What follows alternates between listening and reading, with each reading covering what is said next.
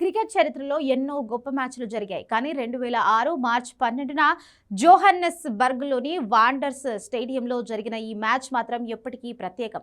అసాధ్యం అనుకున్న లక్ష్యాన్ని సుసాధ్యం చేస్తూ దక్షిణాఫ్రికా జట్టు ఆస్ట్రేలియాపై సాధించిన ఆ విజయం క్రికెట్ అభిమానుల గుండెల్లో చెరకని ముద్ర వేసుకుంది.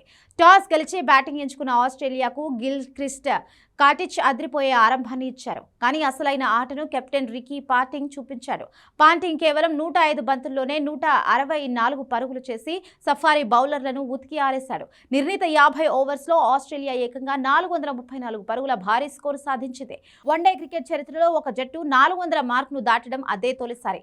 ఇన్నింగ్స్ విరామ సమయంలో ఆసీస్ ఆటగాళ్లు తాము మ్యాచ్ గెలిచేశామని నమ్మారు. 435 పరుగుల భారీ లక్ష్యంతో బరిలోకి దిగిన దక్షిణాఫ్రికాకు ఆదిలోనే captain Graeme Smith ఊపునిచ్చాడు.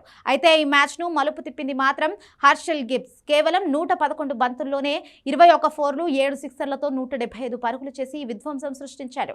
Gibbs out అయ్యాక కూడా దక్షిణాఫ్రికా పట్టువదలలేదు. ఆఖరి ఓవర్స్ లో ఉత్కంఠ తారాస్థాయికి చేరింది. చివరి ఓవర్లో విజయానికి 7 పరుగులు అవసరం కాగా మార్క్ బౌచర్ 4 కొట్టి దక్షిణాఫ్రికాను గెలిపించాడు.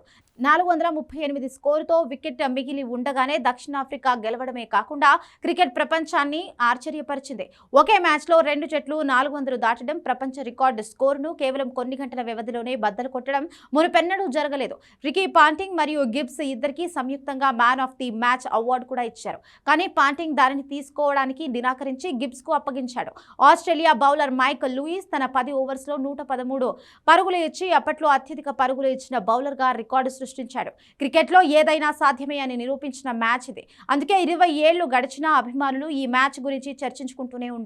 ఇది కేవలం ఒక విజయం మాత్రమే కాదు, ఓటమి అంచనా ఉన్నా పోరాడితే గెలవచ్చని చెప్పిన ఒక స్ఫూర్తిదాయక ప్రయాణం.